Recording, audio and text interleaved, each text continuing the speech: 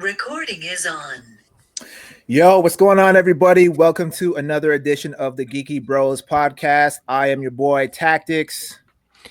I am your boy, Darcy. And I'm your boy, Big Geek Umar. Yo, we're on point this time. On point. Yeah. I love it. I figured I just copy you and then just see what happens. It's all good. Everybody wants to be like Tix. No. What? I didn't know how to support you with that, so I went silent. It was like halfway between tactics and another word I don't think I should say right now. Yeah, true. Very time sensitive right now. All right, so episode 3. What's on the agenda for us today, Umar? Well, I have a question. Well, actually, I have several questions to ask you guys throughout this podcast. But the first one kind of is a callback to our last podcast where we were talking about My Hero Academia. It got me thinking because you guys were talking about Endeavor and Bakugo. And it made me realize that My Hero Academia is kind of doing almost like redemptive arcs every now and again. And I think the best one they have right now is with the character Bakugo, or Kachan, however you want to remember him. Basically the dude who does the explosions from his hands. So I wanted to ask you guys, who do you think had a better redemption arc? Bakugo or Zuko from Avatar: The Last Airbender? You want to take this one first, Darcy? Yep. Zuko, we're done. Let's go. That's a wrap on the show. All right, let's go. That was quick. Well, I mean, my first point on Zuko is just because he's had more time to flush out the arc. And like one of like the things that I feel like we got to see with him that we haven't got to see with Bakugo yet is like, for instance, he had all this like built up basically, like hate and anger towards things that really weren't true. And then we got to all the way to that point where, what was it? Was it his grandfather, or I just forget what the relationship between him and the old wise guy was? His uncle. His uncle, yeah. So that that moment where he had given him that wisdom, like he should actually help Aang, and that moment of like that conflict and him deciding to make that choice and switch, that's a kind of like a really big showing of like the development of his character. And even though Bakugo, we've seen him grow and change some of his behavior, it's still subtle, and I don't want him to change too much because I like how like difficult he is, like how cocky he can be. But I don't think we've seen, like, there's a lot of moments where you think like, oh, maybe he'll show a little different. He's like, nah. He's still Bakugo. He hasn't changed that much. And I don't think we've seen a big moment yet where it's like, here's a giant shift in his character. That's what my opinion is. Interesting. T? Yeah, I kind of agree with Darcy on that one. I feel like there hasn't been enough time for Bakugo to really establish that redemption yet. And it's not even really like, because he never started off evil. He was just always a dick. And I think I feel like he's going to remain that way for a long time, but he's going to have his moments here and there where he's going to be like, you're going to get a better understanding as to why he is the way that he is. And it's all going to make sense. You're going to be like, okay, you're a dick, but I fucking get it. All right, cool. I'm cool with that. Whereas with Zuko, you fucking hate him right off the bat. You're just like, yo, this guy is such a fucking asshole. But then we get a little bit of a deep dive as to what happened to him and how he was kind of, ostracized from his community based off of, standing up for what he thought at the time was right, and then getting scarred as a result of that. And the only way for him to kind of redeem himself in a way was the agreement was for him to capture the Avatar, so that way he could buy his way back into his community, essentially, right? Also, and so that was also, he had like an external tormentor. His father was the one who burned him. Agreed, absolutely.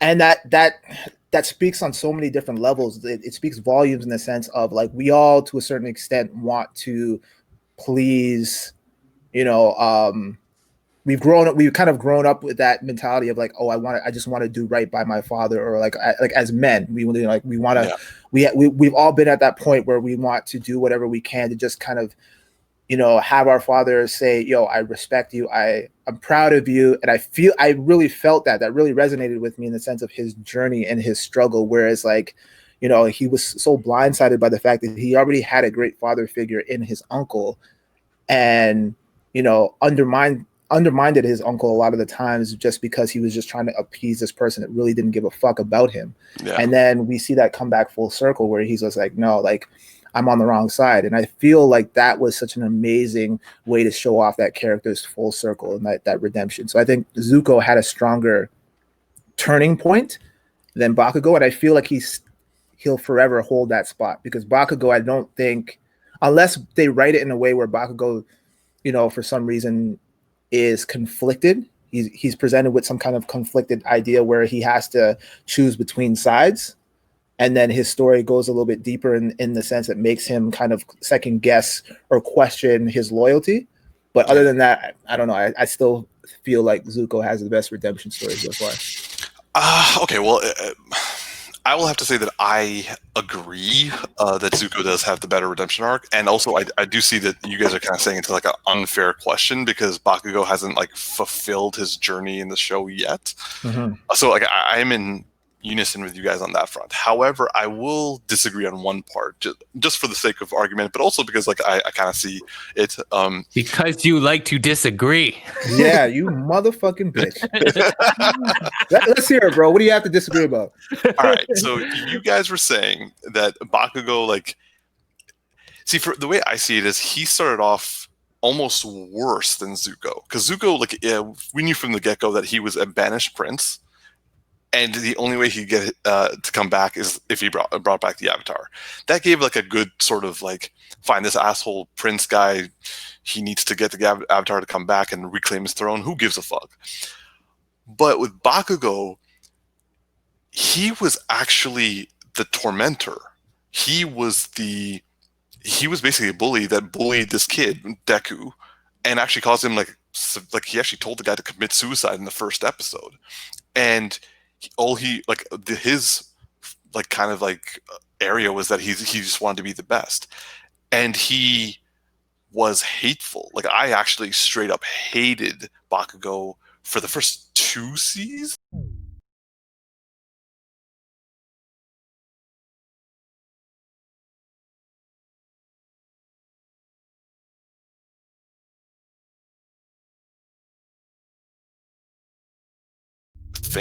But he just was just a bully. With Zuko, I always saw him as kind of like just a kid who wanted to achieve, who just wanted to go home. So watching Bakugo turn from this guy who I absolutely hated and wished like hell, when the villains, by the way, massive spoiler warning for all the people who are like just started My Hero Academia. We're going to go into some mild spoil, well, no, decent spoilers right now. But when I mean, once you spoil, I think it spoils. Well, I just realized that I should have given a spoiler warning, and here we are. Anyway, so when I would say that for me, the turning point for Bakugo in my mind was when he was captured by the villains, and actually like.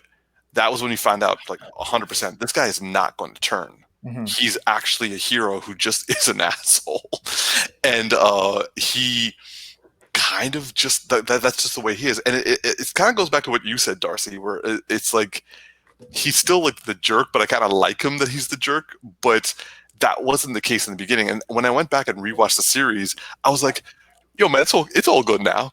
But before, I was like, I hate this motherfucker. Like, I want him to die. So that's what I see different between him and Zuko. Zuko, I always had some level of there was some level of sympathy there, because you understood right from the beginning that he needed Aang to go home. But with Bakugo, he just was a bully. You know, you brought up a good point, something I hadn't thought about, which is that I forgot that that's the moment where I feel like I started liking him more. Was when those villains had him in that room, and he just like had that kind of like look down, and he's like, "You guys are basically idiots." Yeah, he's like, "You guys think that like because I'm like this way that I'm evil, like F you." And then like, and also showed how intelligent he was, how good of a tactician he is, and like just like reacted to that moment, and you like started like handling some people real quickly. You're like, "Holy crap!" Yeah. Right? Like. I mean, obviously he didn't like win it, but like it's just like, yeah, I forgot how much like that moment. Like I wasn't as bothered by his beginning as much as I feel like you did, or you were. For some reason, just I kind of felt like, yeah, that's plot points. like I kind of knew like it was like, oh, you set these two guys up. I'm like, they're gonna go to school together. like, I know what's coming. So I just kind of like probably just like kind of whatever, cool. Like the Sasuke of this world, sort of. Yeah, like he's an ass, but yeah, it was like the Sasuke of this world. So I feel like I just kind of was but waiting. He's worse than Sasuke. In well, I haven't seen a lot of Shippuden yet, but no, I'm actually. I gotta say this. You say he's worse than Sasuke, and then Umar immediately reacted, and I want to just quickly clarify something because I think I know what you're saying. Tactics. It's like it's in the reverse. Like Sasuke was like decent in the beginning, became more of an asshole, and this guy's like started off as the asshole, getting better. Keep going. Sorry, I had to say that. Yeah, no, I was gonna say back to Umar's point.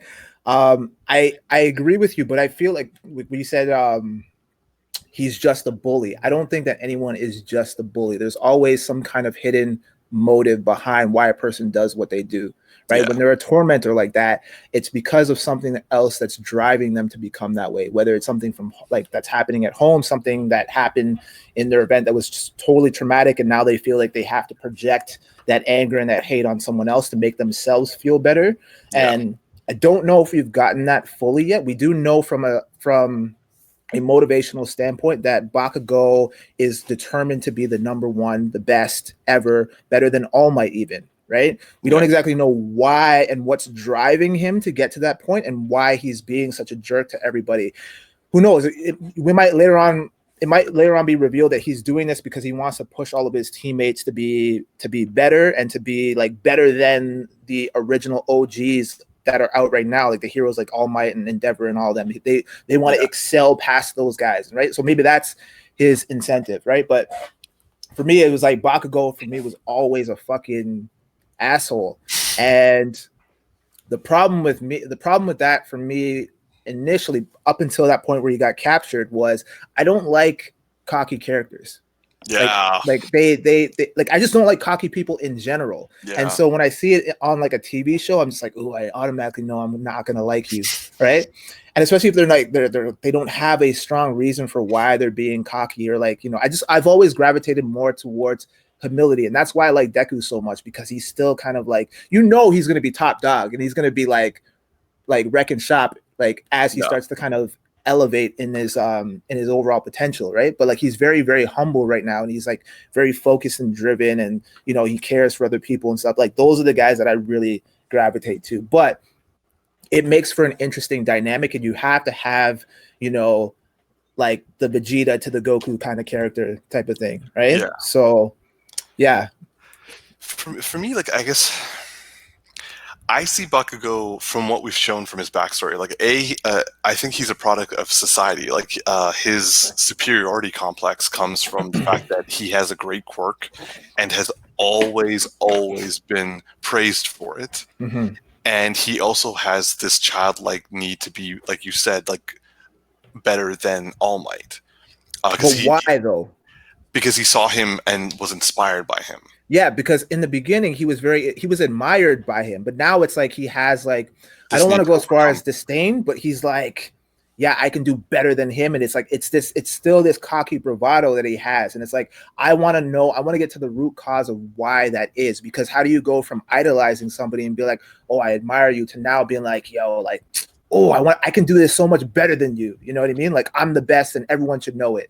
Yeah. I don't think that his cockiness has anything to do with All Might. I think that All Might is just the pinnacle of his inspiration, right? Agreed. I think actually if you look, how many characters in this show has All Might been either their pinnacle or the antithesis?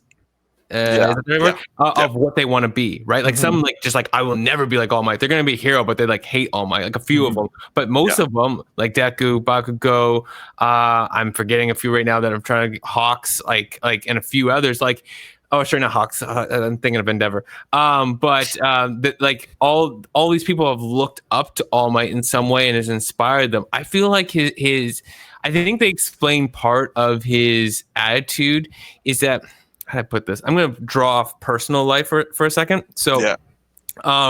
you know, I used to get a lot, and probably still to this day, you guys are probably doing this at the end of every podcast, but people used to tell me when I was growing up, like, oh man, you're really cocky.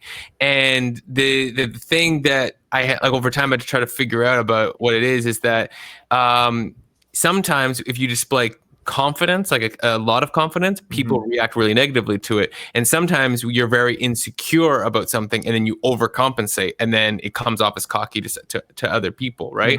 Yeah. And so what I feel like with Bakugo is that you see his mother. And when you finally see his mother, you see how identical they are. Like, they're just so loud and abrasive. But there's also, like, you can tell that she demands of him to not let up on who he is, right? Like, be 100%, like, just you through and through, like no apologies to anybody in this world ever. You are great, and be great, and just damn well own it. And I think that that's so drilled into him, mixed with whatever other, you know, traumas maybe he has a little here and there, or whatever else it is, that just drive him to be so much more difficult for other people. Because he's kind of like, if you take somebody who's lived a long life and is supremely confident in themselves, he has that. But when you put that into a child, they don't know how to, like, present that well. So he comes off like so difficult to everybody, and he's an ass. So there's points of him that, like, the bullying is not confidence. I don't know what that's all about, but some of it is just like super confidence, and it's just going to be cocky when you're, you know, 15. Like, I think, like, the reason why for me with Zuko, like, granted, like, around, I think it was like episode 12, you find out, like, about why he got his scar, and then, like, you get more, like, duality in him from a much earlier standpoint. Because for the first season, he's chasing after the Avatar, but, like, he chose to let the Avatar go to save his crew. He chose to let the Avatar go to go save his uncle, and then also he went and saved Aang, to stop him from being captured by somebody else. But, like, there was always some level of duality in his actions, to the point that, like, from almost the beginning, I was hoping a little bit, like, in episode 3, when he goes up against Zhao, and Zhao's, like, calling him this, like, banished prince who's exiled, who's, like, no one likes him, and then he, like, takes him on an Agni Kai. I was rooting for Zuko right from the get-go. So, like, literally from episode 3, in some form, I was kind of rooting for Zuko. So, like, for me, his redemption was that, yes, he chose the side I wanted him to choose. Just like at the end of season 2, when he betrayed Uncle and worked with Azula, I was heartbroken. I was like, no, Zuko, you betrayed Uncle. Come on, why, man? But that's what makes him such a great character, man. Yeah, I mean, not the fact that he betrayed his uncle or whatever, but, like, the fact that it came back full circle, like I said, in the way that I hated him from the beginning. Like, I just knew. I'm like, yeah, this guy, he looks like an asshole, man. He looks like he's not, like when he grew his hair out and he was like, okay, I could see he's, like, trying to make the shift, right? He's, like, not trying to, like, live up to the standards that his father set out for him. So I don't know. I agree with you. I see what you're saying in terms of, like, there were, like, little moments where he was fighting his duality, and there was, like, a back and forth. And then when he betrayed his uncle, and then his uncle got captured and everything like that, it's like the amount of weight that holds when you know that you've done, like, this is a person, the only person really that actually cares about him and has been by his side, actually wasn't banished, chose to leave the Fire Nation just to make sure that, you know, Zuko would stay on the right path, and never forced him either. He was just, like, kind of saying, like, his dope ass quotes every now and then, but then like hoping that, like, one of them would eventually sink in. And then just to, like, have Zuko do that, you're just, like, watching that for the first time, I was like, oh, like, that hurt me, man. I was, like, devastated. I remember after you were done that episode, I'm like, yo, man, what do you think about Zuko now? And you're just like, you're like, he's dead to me. I was like Katara, man. I was like, yo, up until the very last couple episodes, I was like, yo, fuck this guy, man. There's no redemption for you, bitch. I was, like, so mad, yo, because I was like, I hope he gets killed. I hope someone just fucking decapitates this motherfucker. But, you know, I ended up liking him towards the end.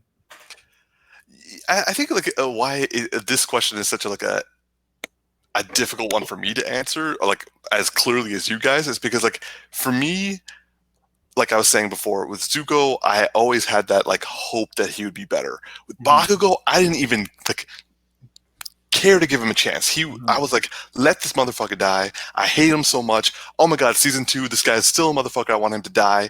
And then it wasn't until like he got captured that I was like, okay, I'll give you a little bit of respect. And then he had that fight with Deku right afterwards, where he's like actually in a lot of pain because he's like, yo, I'm the one who brought down All Might, and like, why am I the one who's doing all? Why am I the cause of all this? And then they just go at each other, and you realize like after that, like he gives Deku advice on how to be a better fighter after that, Yeah. and like their relationship surprisingly becomes more friendly. Like he's just like, yo man, I'm gonna go do my own thing, but you know, get better because you're the guy I have to like beat. And now whenever he like before when he was be like, shut up, all you guys, I'm gonna kill you all, I'm gonna be number one. I'll be like, someone killed this motherfucker. But now I'm like, oh, it's okay, Bakugo, I get you. It actually reminds me of the scene from, and sorry to reference this really bad movie, but Michael Bay's first Teenage Mutant Ninja Turtles, where they're I'm just glad it wasn't going to be Avatar: The Last Airbender. no, fuck no. But I was so scared that's what you were gonna say. I was like, dude, we don't talk there's about nothing that here. quotable in that movie. I don't remember anything from it. But there's a scene from TMNT where near the end, after they defeat Shredder, and there's that tower that's falling, and they're trying to, like, the turtles are like one by one, they're trying to catch it, and then they're falling, and then Raph is having that little like monologue to the rest of the turtles, and he was like, I'm sorry I pushed you guys so much. It's only because like deep down I really just like cared for you guys and I wanted you guys to do better, kind of thing. And then you realize, you know, they're not falling anymore, and he's like crying and shit. But yeah, that kind of reminds me of Bakugo, in the sense where he's being a dick towards Deku because he sees the potential, and it's like a healthy rivalry between them. He sees the potential in Deku. He doesn't want to straight out admit it, because then that would mean that he has to own up to some humility, and like he loses a little bit of that cockiness that his mom, like Darcy was saying, instilled in him. So he's basically just like trying to push him and being like an aggressor in that way. So just to kind of have him like excel in his overall potential. So that's how I see it. We might as well like post it now to you guys, all you viewers. Who do you think had the better redemption arc, Zuko or Bakugo? And on another note, what do you remember from when you watch Avatar: The Last Airbender, the movie? I remember sleeping. I remember rage, like just pure, utter rage. I literally fell asleep and woke up, and then fell asleep and woke up, and only scene I remember is literally like there would be candles and air going to like knock them out, and I was like, huh, what the? So I saw the movie before I saw the show, and I was like, there's no way I'm watching the show. Oh my god. Is that why it took you so long to watch it? Yeah, because I watched when the show came out, I watched the first episode, and you got to admit, like, the show is, I want to say it's catered more to kids, but there's a lot of good stuff for adults to enjoy. And so when I first watched and it was Nickelodeon, right? Yeah. So I was like, I don't know. I was kind of turned off by it, right? So I didn't bother giving it a chance. And then before watching it, I ended up watching the movie and just remembered totally hating it. I was just like, I wanted to give dude a chance. What's his name? M. Night, whatever. Shyamalan? Yeah. Oh no. I was like, you know what that's like? I had and it's just gonna go totally left, and we'll bring it back though. But like, I had a friend watch the Death Note, the live action version, and they're like, "Yeah, no, I love it. It was great." And I'm like, "That is atrocious. It is." I'm like, that is in the ballpark with Avatar: The Last Airbender and that Dragon Ball Z Evolution movie or whatever that was. Oh dear God! Holy man! Oh my. Now I have a question to the viewers. How many people want to see Umar go, "Oh dear God," to every movie I could think of? Why you gotta call me out like that? I just know, like, if I can come up with a couple more, just give it like this the whole time. I'm just gonna like hide in my face. I'm like, nope, can't do this. All right, I kind of want to ask you guys another question related to Avatar. Okay. So, which element would you be bending given their description, and then which element would you want to bend? Which element would I want to bend? Yeah, so like which one would you end up bending based on your personality and the descriptions that Iroh gave, or which one would you want to bend? So I remember you and I had this conversation a long time ago. And originally I thought excuse me. Originally I thought that I would be a water bender. And then you were like, "No, man, I think you're an airbender or whatever." So, you know, I knew you were going to ask this question, so I actually did a quiz. I did 3 because I wanted to do like a process of elimination just to see, right? And so the first test that I did came out airbender. So I was like, okay, Umar was right, but I'm still not convinced. Let me do another one. So I did another one, and it came out firebender. And I was like, what? That's way off. Totally not what I thought I was going to be. And then I did another one, and it came out airbender again. And so let me just read the description real quick about what it said after the test. Some of the questions were really weird too. It was just like, like, what's your favorite type of dish? Or what's the dish that looks most appetizing? And it was a picture of like all these different foods. And I was like, that's strange. How does that make me an airbender? But anyway, so you're an airbender. Your fun-loving, restless, and adventurous nature can make you come across as being a bit of a joker. You enjoy your freedom and not being tied down by physical possessions. You're very friendly and enjoy the simple things in life. People tend to trust you, and you always believe in second chances. Do you guys trust me? Yes. Big mistake. Big mistake. You made up that entire thing. But no, yeah. So I based on the description, I feel like, I probably am more of an airbender. As for me. Interesting. Umar, I want you to go next. I want to hear what you guys say. Okay, so I think I would be a waterbender based off the description. In fact, hold on. Let me give the descriptions for each of them that I have right here. So Uncle Iroh said that for fire is the element of power. The people of the Fire Nation have desire and will and the energy and drive to achieve what they want. Earth is the element of substance. The people of the Earth Kingdom are diverse and strong. They are persistent and enduring. Air is the element of freedom. The air nomads detached themselves from worldly concerns and found peace and freedom, and also had good sense of humor. And finally, water is the element of change. The people of the water tribes are capable of adapting to many things. They have a sense of community and love that holds them together through anything. So based off that description, I think I'm a waterbender. But if I wanted to choose, I would choose fire because I like the forms better, and also because I also like the element more. But I do not have the ambitions, desires necessary for a firebender. Interesting. I feel like based off of those descriptions, part of me thinks that I'd probably end up being an earthbender. I can see that, yeah. And what would I want to be? I don't really know what I'd want to be. I kind of feel like I'd want to be like somewhere between fire and air. Like I just, there's things about, like, it's not the aggressive part of fire, it's like the determination and will. But I think air also is like, I'm like humorous and the desire to want to be free as well. I don't know. Yeah. But I think more than likely out of all of them, it'd more likely just be earth. So technically, so you're air, but you think you're water? Or you want to choose water? No, I want to be the avatar. I want to control all 4 of them bitches, bro. Master of all elements, bitch. So greedy. Yeah, I'm a greedy person, man. What can I say? All right.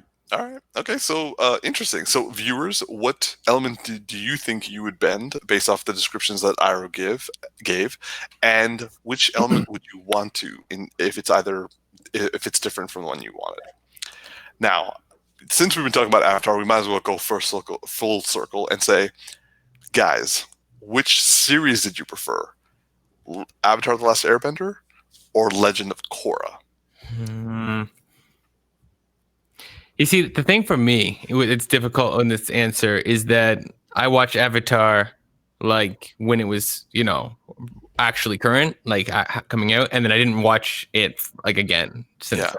And then I watched Korra more recently, and my memory sucks. So I have more like current like vibe to Korra, and I was watching like recaps, leading up to today, and I was like, oh yeah, I remember some of those scenes from Avatar, but I remember way more from Korra. And there are some like moments in Korra that I just really like. I love the guy that escapes from that prison in the third season. I actually really like that female villain in the fourth season, and all the battling went down. She was like a metal bender or Kovira. Kovira. I loved Kovira. I loved a lot of the characters that they introduced, and I also thought like I just love how it expanded and tried to explain some of the origins. So I gotta say,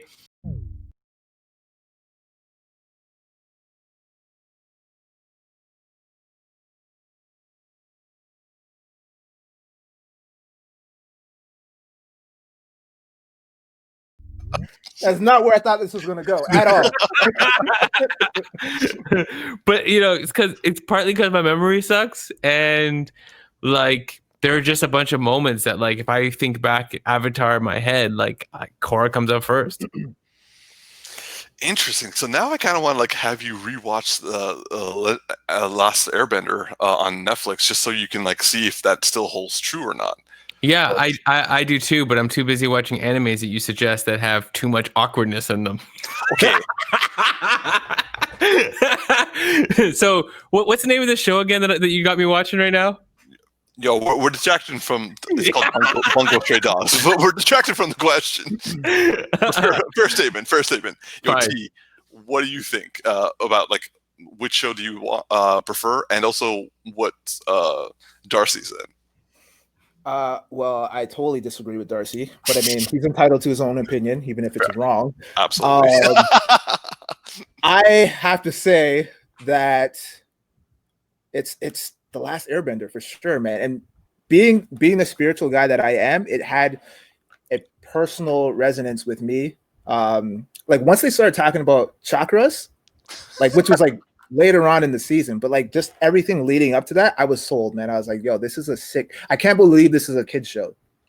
And then on top of that, Iroh really made that show because he was like the Bruce Lee of that show in the sense of his philosophy was so profound and he dropped so many good gems and these like really amazing quotes that really resonate with me. Like there's one actually, hang on. The one where he's talking about it's important to draw wisdom from many different places. That's one that really, really struck a chord with me.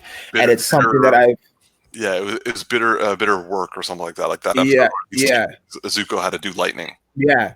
And that one really hit home for me. And it's been something that that whole philosophy and that concept has really been something that I've now been trying to adapt into all aspects of my life in the sense of keeping a very open mind about things and learning many different things from different people and not being closed off to,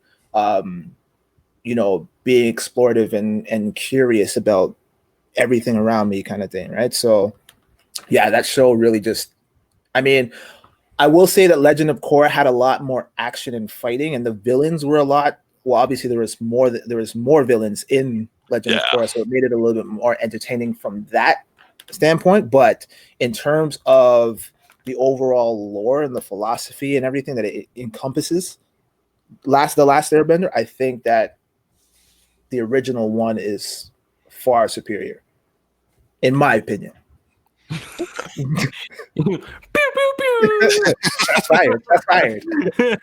In all fairness, I gotta say this. I'm not saying objectively, like to make an argument that one is better. I'm just saying subjectively, I feel like the one that when I think back is like about the show and the whole universe. There are just things in Legends of Korra that I really like. I actually really liked Korra, even though I was frustrated when she had that whole path where she like lost everything and like she went depressed. I like some of the subject matter, and I think that it's just because maybe it was trying to be a little bit more adult with some of its subject matter, and I just kind of liked some of the things that they did, but I'm not making an objective argument. Is what I'm getting at. I'm just saying, like, subjectively, I just am more emotionally attached to the more recent show. But it's only because it expands on the existing universe and what this existing source material. If it didn't have all that underground, like that foundational layer, and I saw a show and it just like if the first show didn't exist, I don't think I would have really liked the second show as much, because I didn't know what like I didn't have that meat in that history. It's like watching, Naruto Shippuden without the original. It's like, well, okay, great, this is cool, but like it just didn't have the same meat. So also you remember it more. Yeah, like it just doesn't have all that backstory, nostalgia, and earned emotional moments, right? Like they're banking on emotional things that I just feel like some of it comes from the original, and some of it just comes from the subject matter they were trying to deal with older characters. So. I had the luxury of watching them back to back, so it was sweet. Oh, nice. I caught on late, right? So I was able to watch one and then the other, and I had a little bit of like apprehension to the second one, just because when Umar was like kind of easing me into it, he was like, yeah, by the way, Aang's dead. I'm like, what? He's like, yeah, it's like he's gone. Like, wait, what? I'm like, I got so attached to him. I was hoping that it was gonna like continue on and he was gonna be this big badass and like own up to his like avatar state and everything. Nah, he's gone. So I was like, what? So yeah, and so I didn't like Korra as a character initially. I know, Umar, you have some disdain towards her, but I ended up liking her as the seasons progressed. I fucking love her. But go on, Umar. You're welcome to your opinion. Well, yeah, you gotta say which one you like better first. Okay, so I will say that like 100% my answer is The Last Airbender. I'm gonna hit end call right now.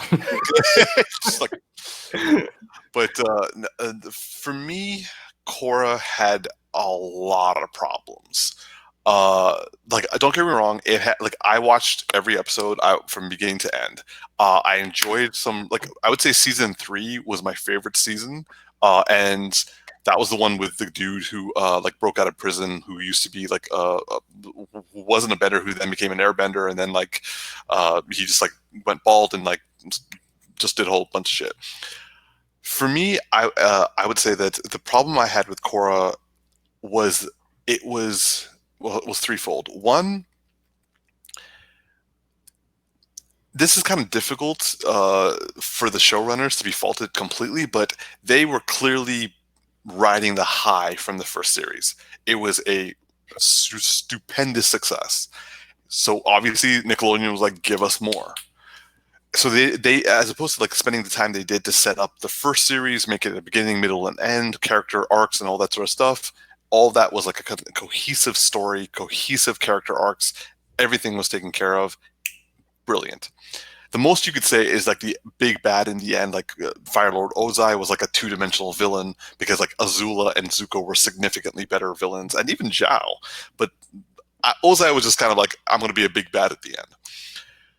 With Korra, it moved through things like every step of the way far too quickly and far too clumsily.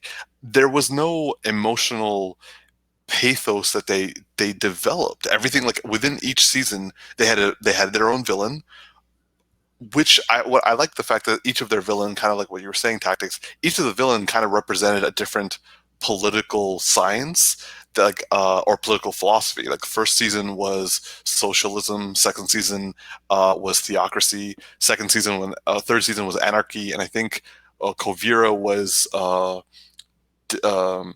utilitarianism. So each of them had their own positives and negatives, and eventually they went down the negative route. But still, since they were trying to keep each season its own story, they were rushing through things because they only had like 12 episodes per season, versus Aang in The Last Airbender, each season, each book I should say, was 20 episodes, and they had their beginning, middle, and end, and also character arcs in there. So it was rushed. And season 2 of Korra made absolutely no sense to me, because like not only did they make a dark avatar who turned into like a Power Rangers villain for no apparent reason, but also they like wiped out all of the all the previous avatars in Korra to make her start again. And this is going back to what you were saying, Tactix. I hate Korra. I tried to like her so much, and when I first heard about her, I was like, "This is awesome."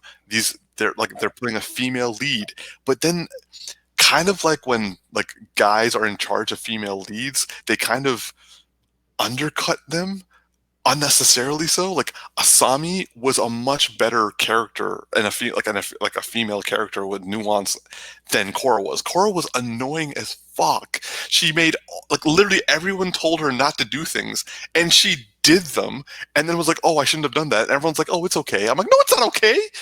You screwed up everything. You opened up the gates of you opened up the doors between realms for no fucking reason." No, for a perfectly good reason, because for story.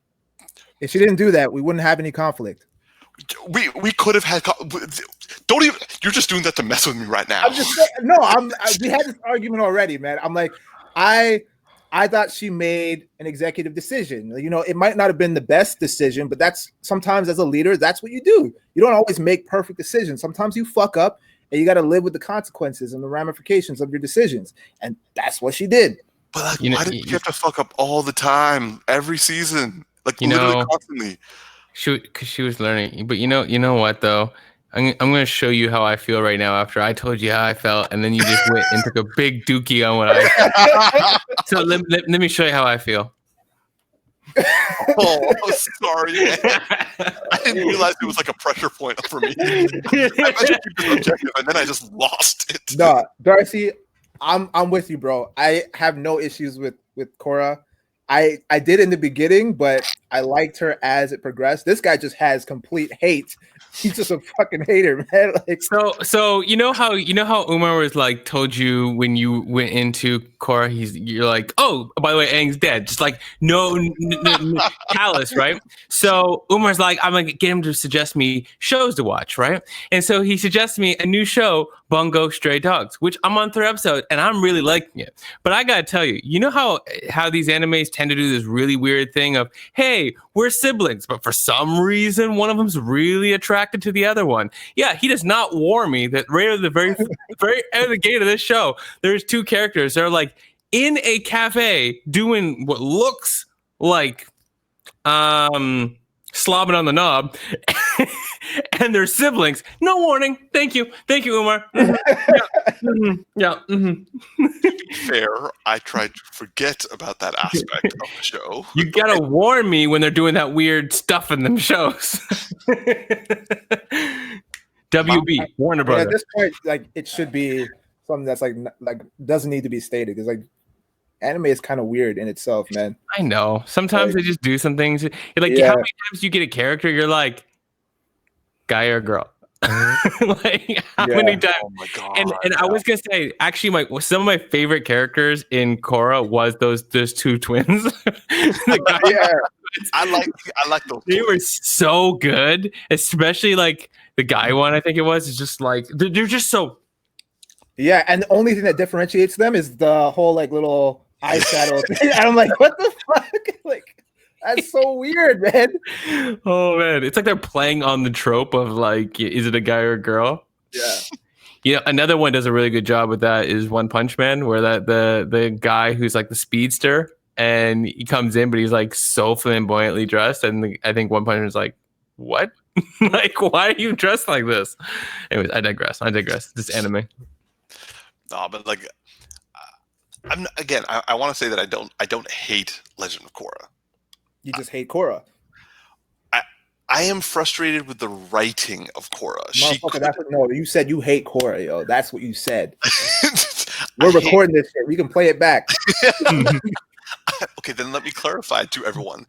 I dislike how they wrote Korra, because there was for me, and I'm sure for many other people, she just kept doing dumb shit for no reason, and they did it because they were trying to make plot points happen. And that's why I'm like, I think the writing is the problem, because they were rushing through things each season. With Aang, they took their time. It was like a full story. Now I have heard that they were supposed to have a 4th season.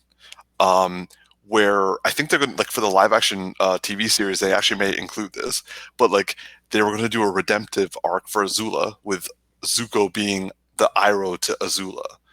And they also were going to show that Aang and Zuko weren't going to have a good time putting the world back together, that in fact it would have caused a lot more problems than they thought it would have. And also I think there was supposed to be some like backstory of the previous avatars, about how what they've done in the past actually had made things even worse. So one's kind of hoping that so basically everyone's just out here fucking up, but yet you're only penalizing Korra. No. Mhm. I'm penalizing the writing of Korra, because those guys, Because she fucked up just like everyone else did, right? Yeah, she fucked up all the time. the writing. All the time. And, Yeah. and they did that to make the story progress. Why would you do, like, make someone else fuck up? Make Mako fuck up, or No one gives a fuck about Mako, man. So what if he fucks up?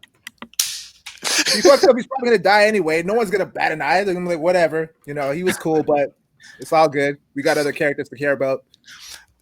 That's what I'm saying. The other people should have fucked up. They kept making her do it. Like, she literally was the worst avatar, and they kept saying that throughout the series. I'm like, guys, why are you writing yourselves in this corner? Hey, you can't all be great.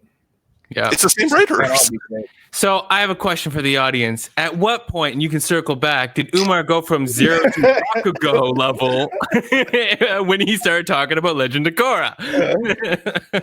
You're just a bully, bro. I did not realize this was such a trigger for me. I'm like, oh, I'll just be objective, and then like, You started talking, and the next thing you know, you're like, die. You got all close to the camera too and everything, man. It's like, damn. I think my eyes went kind of wide-eyed and like insane at a certain point too.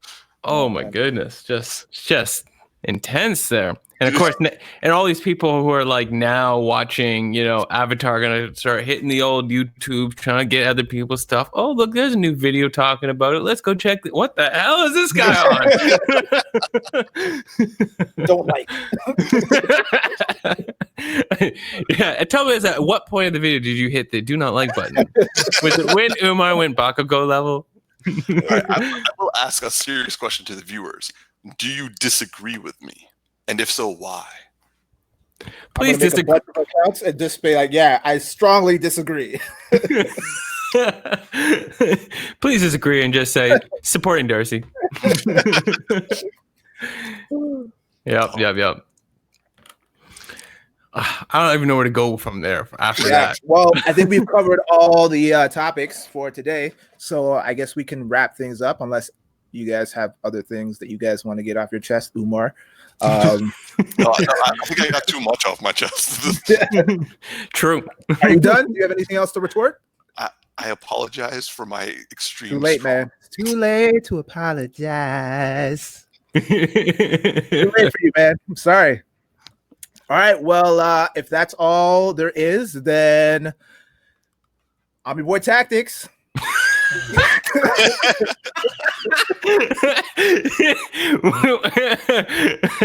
Oh, we don't know what to say next.